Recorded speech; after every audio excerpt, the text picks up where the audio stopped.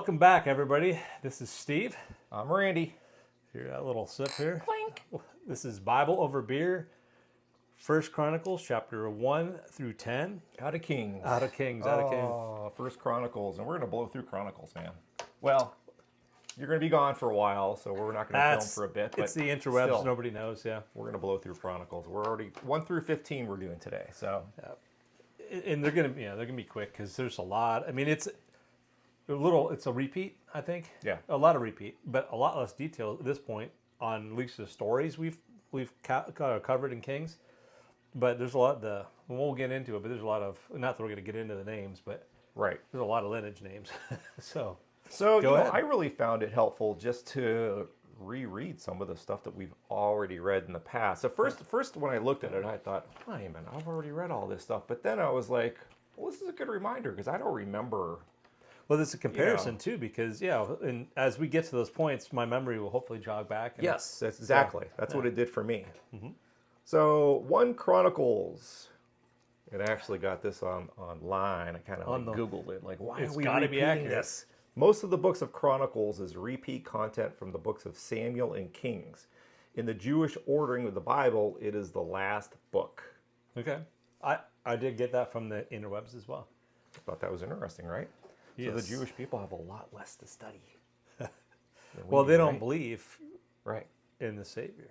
Exactly. So, chapter 1, titled From Adam to Abraham. The first word in the chapter is Adam, right? And that's the very first thing that we ever read when we started. And we're not talking about the smallest particle known to man. It's the Adam. In the first 8 chapters of First Chronicles is the genealogy of important Jewish figures that we've already read about. Chapter 1 starts with Adam. It goes from Adam all the way to Abraham's genealogy. A little bit farther. Adam, children were Cain, Abel, and Seth. Abraham was the first prophet. God revealed himself to Abraham and made a covenant with him. He and his descendants were the chosen and would go on to create a great nation. His intimate, friendly relationship with God is the perfect example for the relationship between humanity and divinity.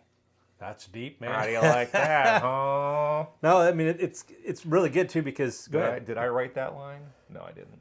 But I loved it so much, I thought, I'm going to put it in here. Well, I mean, because it's interesting, too, because the reason why I said it a little farther than Abraham, but you're going to get to it. It goes, so go ahead. Oh. From Abraham to Jacob, the sons of Abraham, Isaac. And again, we're not going to name every single son, but... Well, it's the beginning of Israel, right? Yes, well, exactly. Jacob is, right? One who struggles with God. Isaac means laughter, the son that God promised. God told Abraham that he would establish his covenant through Isaac. And Ishmael was another son who would raise up a great nation of his own. Jacob is the father of the 12 tribes of Israel. Yep. The 12 sons.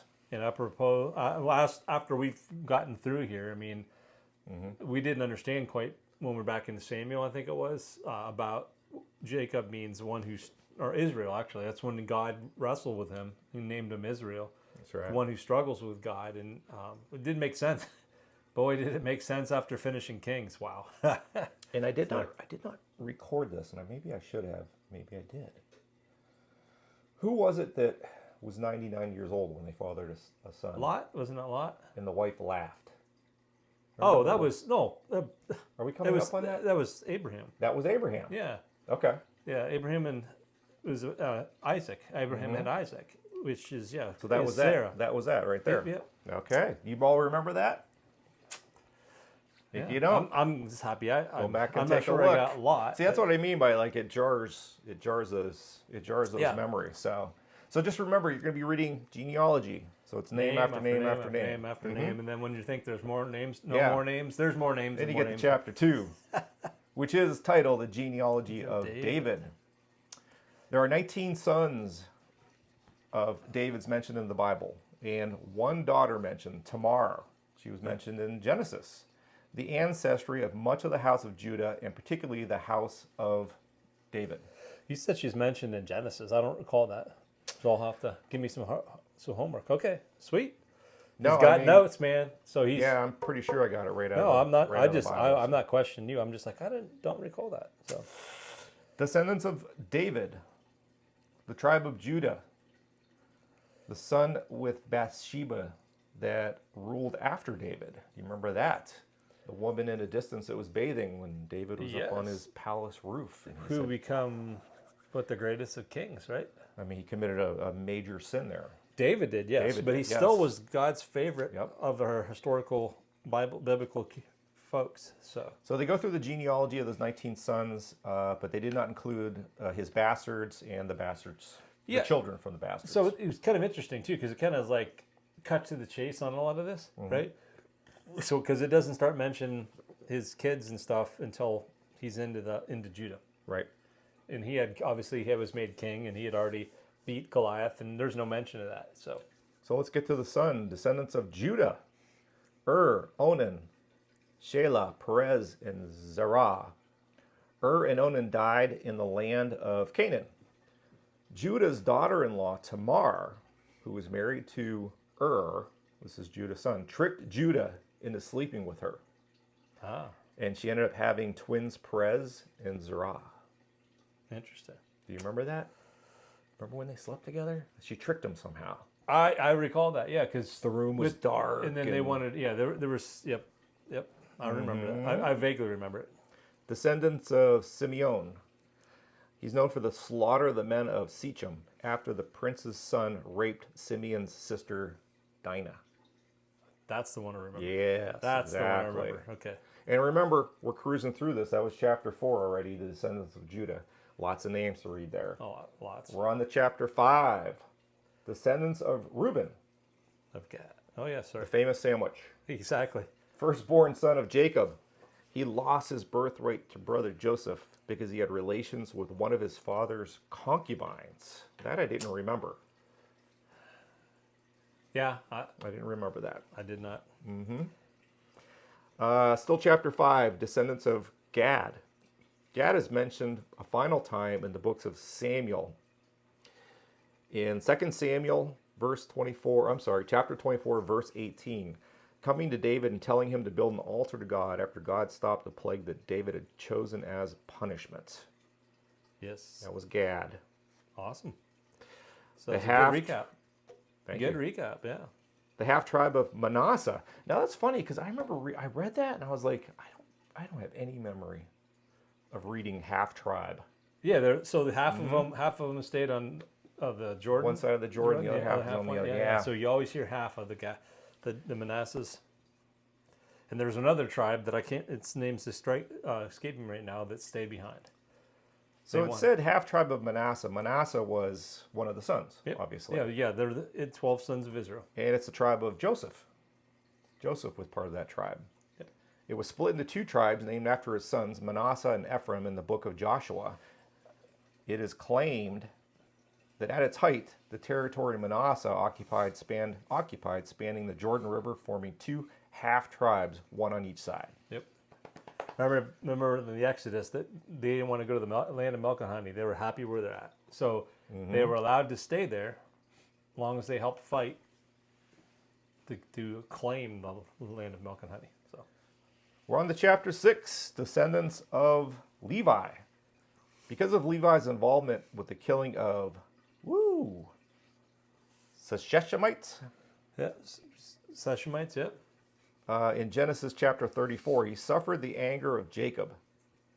In Genesis chapter 49, 5 through 7, and he and his family are scattered within Israel rather than allotted a specific tract of land. Yes. The Levites, right? The priests. Yes. Well, The line of the priests didn't get their own correct, because tract of land. Yeah. Well, they're the ones they're the priests, so they Yeah. have to do all the stuff around the house of the Lord. So they get, instead of a tract of land, they have to be intermixed throughout because they're supposed to be teaching the people right. of Israel. That's right. And they're pretty much taken care of by the people. Absolutely. They get Yeah. there's parts of the offerings, parts of the tithing they get, and then they. Money. Yep. Chapter 7, descendants of Ishkar. Ishkar was, according to the book of Genesis, the fifth of the 6 sons of Jacob and Leah, but he was Jacob's 9th son. Total. And that's all I got to say about that. Moving on to the descendants of Benjamin. Benjamin was the youngest and one of the 12 sons of Jacob. Benjamin was described as a ravenous wolf by his father, and his tribe became known for their ferocity in battle. Yeah, and that's the tribe of Saul. That's right. We will be mentioning that shortly. If not sooner. Descendants of Ephraim.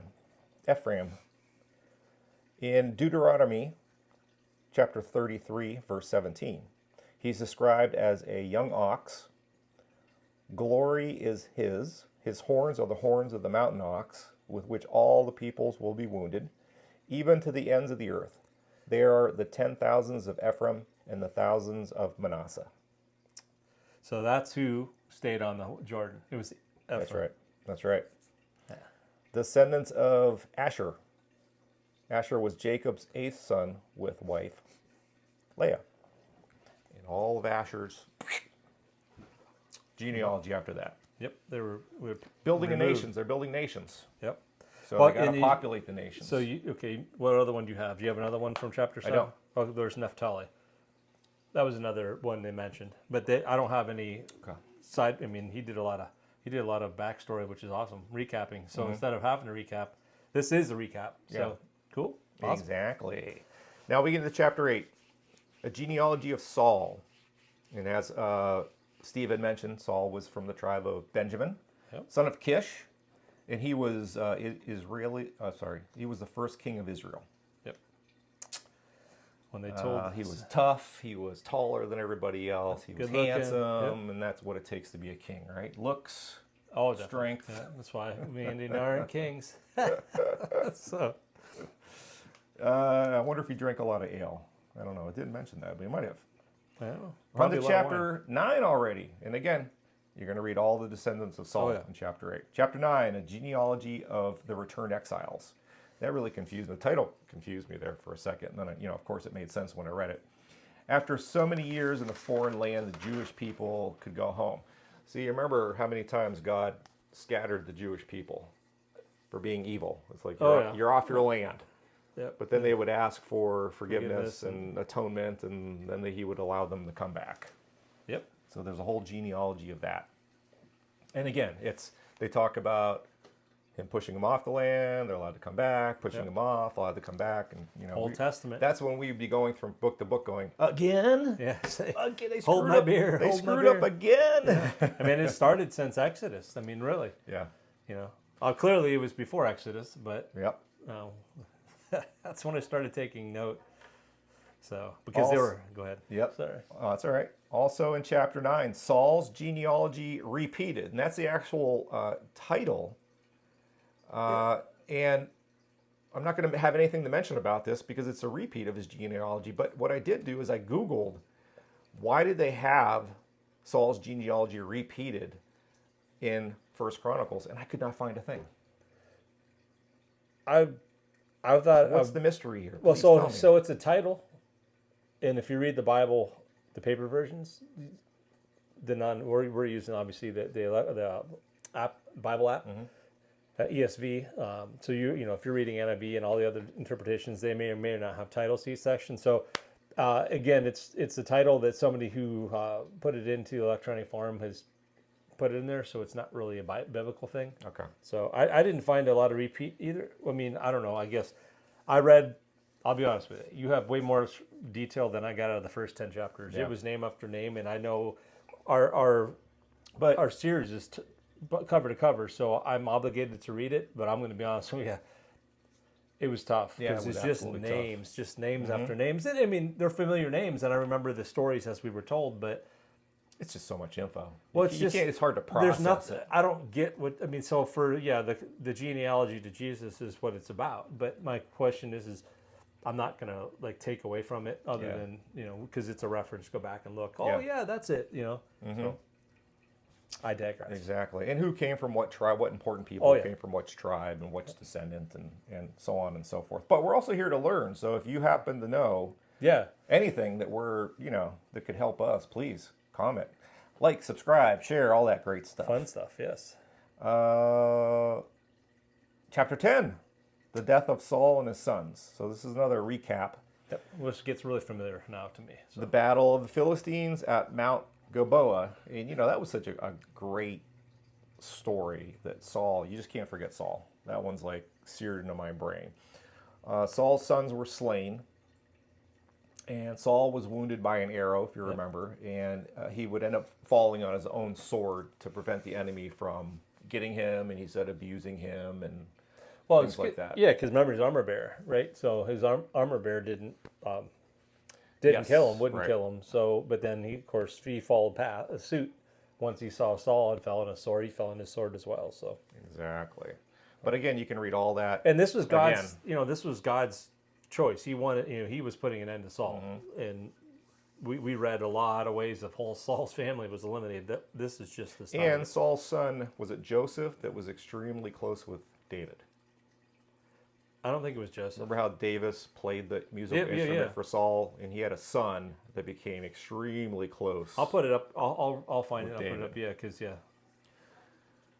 Chapter 11, David, anointed king. And of course, you can't forget David. All of Israel gathered at Mount Hebron to witness David anointed king and make a covenant with God. Jonathan, wasn't he the son? Yes. Okay. Yes. Did I say Joseph? Yeah. Jonathan. Yep. Thank you, sir. David takes Jerusalem. Again in chapter 11. David with all of Israel took Jerusalem where the Jebusites resided. So again, they're coming home. David said in verse 6, whoever strikes the Jebusites first shall be chief and commander. And I think we can remember who that commander ended up being. Joab. You remember Joab? I do. He went up first, so he became David's chief. Joab. Leader of his military, I guess you'd call it. His mighty men, which we're going to hear a lot. I mean, that's the common theme throughout Chronicles is the mighty men. That's it. In chapter 11, David's not to be confused mighty men. with Robin Hood's merry men. This is great. Hold on a second. One sip. Okay. Friar Tuck, Friar John. Who was Friar Tuck, and then Big John. Yeah. Big John. Little John. Yeah. Now these are the chiefs of David's mighty men who gave him strong support in his kingdom, together with all Israel to make him king according to the word of the Lord concerning Israel. And those names are listed. Those important people. Yeah, they list a bunch of names, and then they listed some of them were capable of taking out thousands by themselves, and others hundreds. So they were mighty men. And actually, as you get into chapter 12 now, this is where they actually start talking about the mighty men that joined David. It has the names of the chiefs of the Benjamites that helped David defeat Saul. You're going to look at the names of those people. Turncoats too, because that's the tribe of Benjamin, which is Saul's tribe, but they did see, because again, we remember the recap. I'll do my quick recap. Saul's every time he turned around, he's pursuing David. Yeah. And I just think that his men kind of got sick of it because David was his greatest warrior, and all the men respected David. So and plus they knew, I think through God, that he was going to be the chosen. So you remember how often Saul would become overtaken by an evil spirit constantly. It's like he's bipolar. David. And David would be like, "Why are you doing this to me?" And he'd go, "Oh, I'm so sorry, David." And he'd go away for a while, and then he'd come back. So yeah.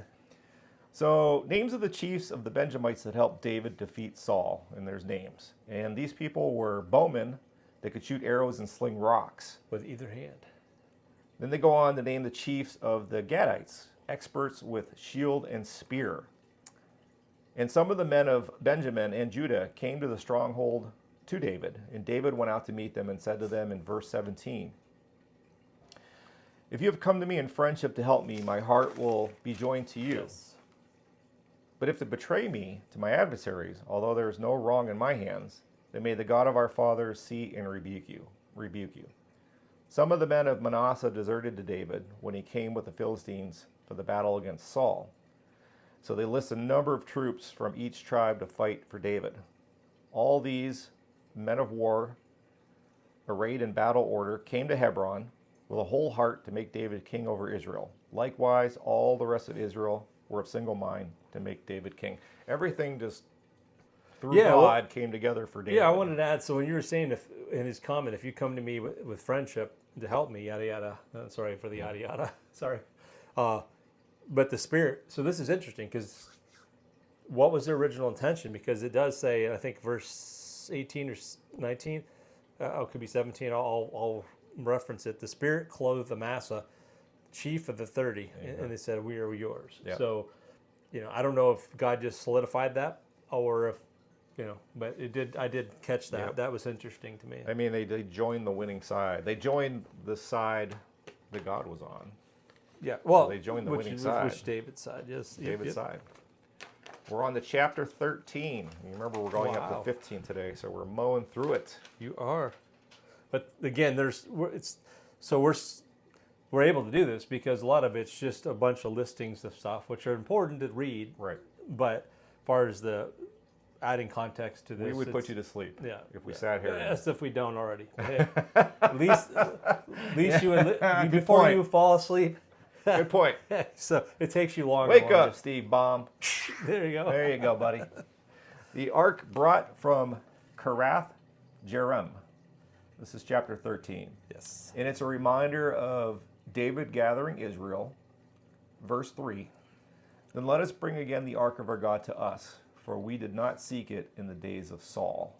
So they're going to bring the ark. They want to bring the ark back to Jerusalem. Back to Jerusalem. Well, yeah, city of David, Jerusalem. Where's the ark right now? It's in Kenneth Jira, right? Kenneth Jira, I just read that. Thank you. Okay. Yeah, short memory, huh?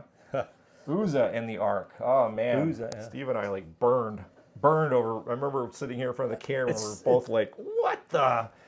Yep. And of course, David burned too. He was not happy. Uzzah and the ark.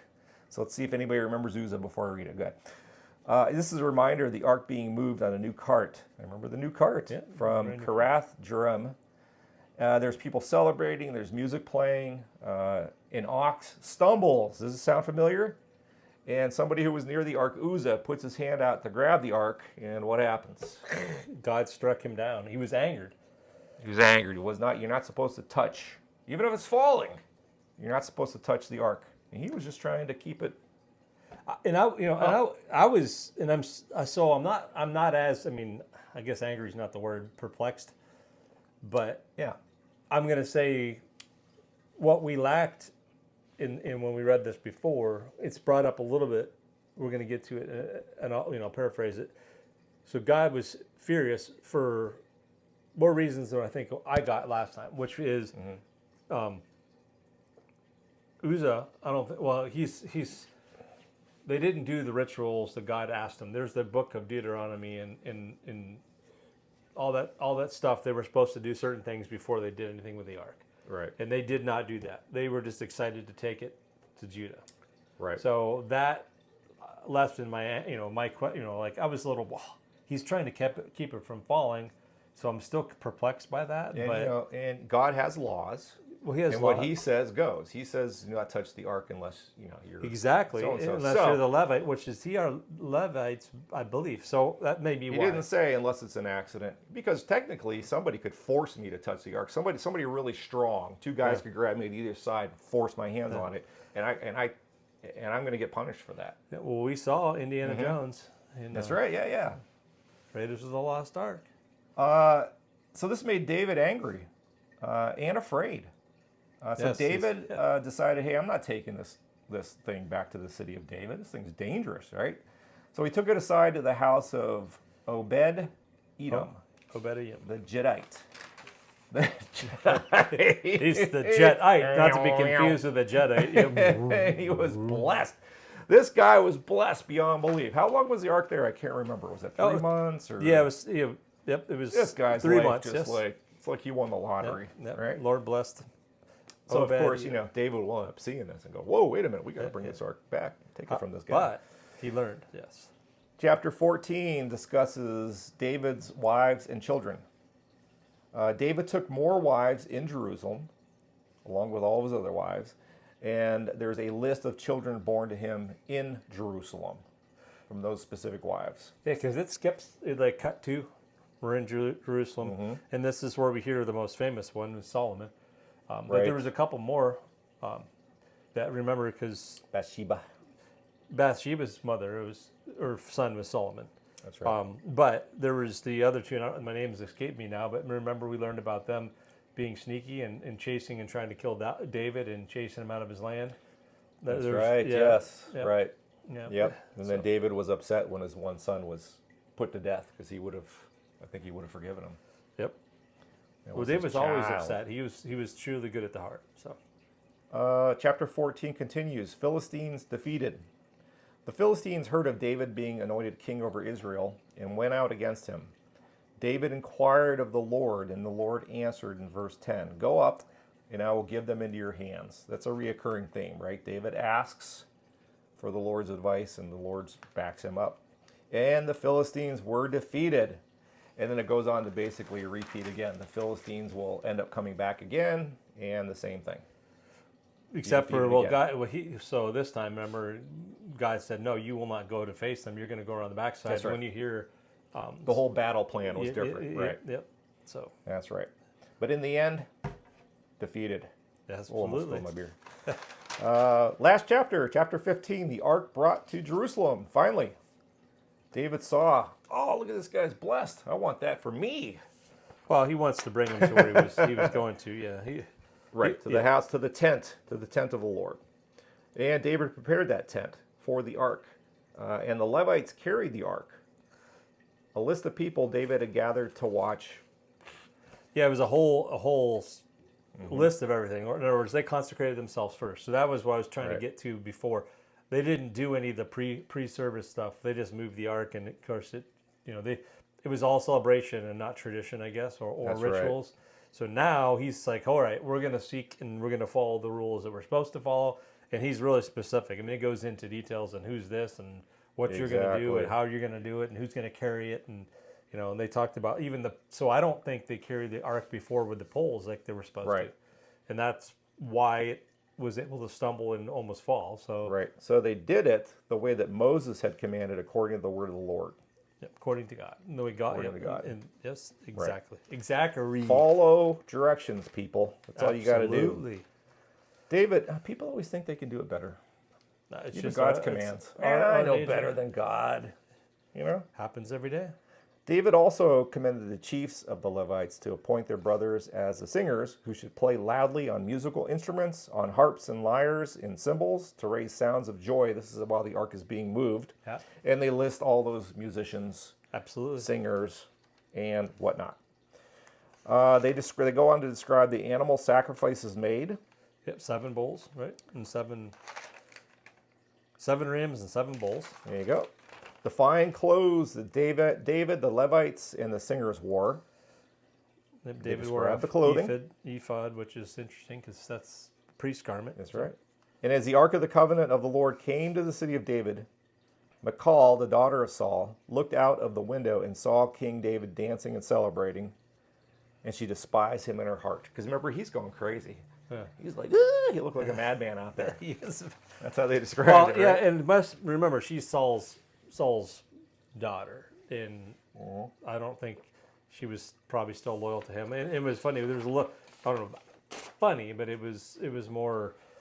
There's more details when we read that before, right? So Yes, exactly. So it's interesting. It's kind of like it gives you a little bit more details on the side, but it's cut to the chase on some other stuff. So it was a good read. A lot of names. I keep saying good read. It's always a good read. I wonder how many people skip it because I was so tempted. I'm like, oh my God. At first I was just like, if we weren't doing this video series, I think I would just totally skip right over Chronicles. And I bet you a lot of people do. I bet you they start reading those names and their eyes start to cross and they go, this is worthless. Take the time and look it over. It's hard to digest, but there's good recaps in there. Well, absolutely, and plus it's part of our commitment is the Bible cover to cover. So you can't skip a chapter or. No, that's why I read it. Yep, same with me. So. But I wouldn't have realized the value of it if we weren't doing this series because it made me read it. Yeah, and then you remember some of the names and so on and so forth. So yeah, it's exactly. I mean, like I said, it's. And they repeat them in the last, 14 and 15. They repeat the names as he's going through the traditions. You hear the names and then what they're doing there, and then when they do this, the names again. So, you get to, Abiathar, the priest, and all this fun stuff. All the fun names that we were struggling with in prior ones. So you get to struggle with those again. So it was. I'm glad we're out of Kings. We're going to hear more, but it's like you said. You did. Had time and more of. For me, I mean, I shouldn't say time. I'm trying to recall it, and it was interesting because the little pieces you brought back, it was like, wow, I remember that. Yeah, almost everything exactly. but one. So section. helpful. Yep. Yeah, we hope that this series is helping you. Yeah. Well, I mean, I hope so. I mean, Yeah. If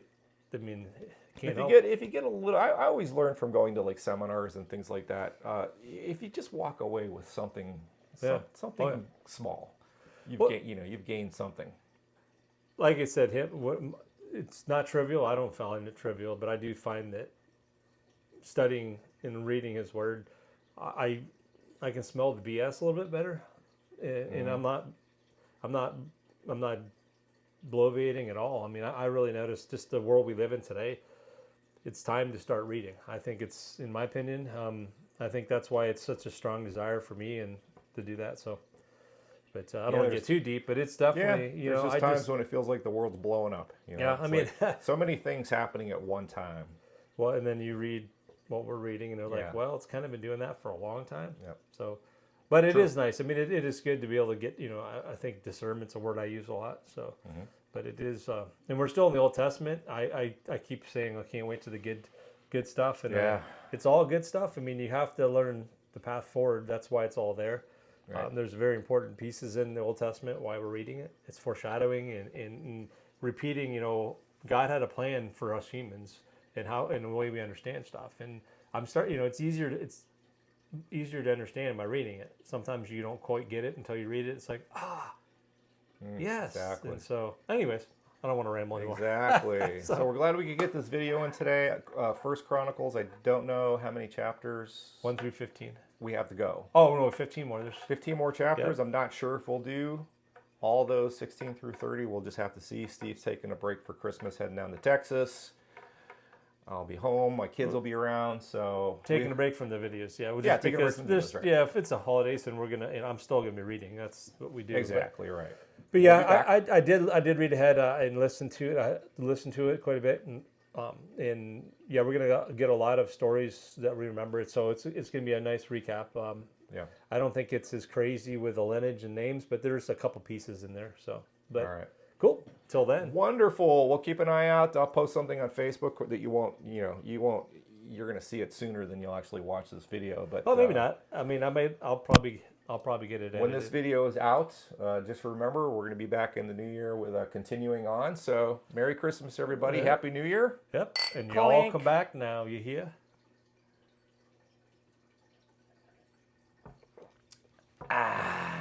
Cool. We each got some here.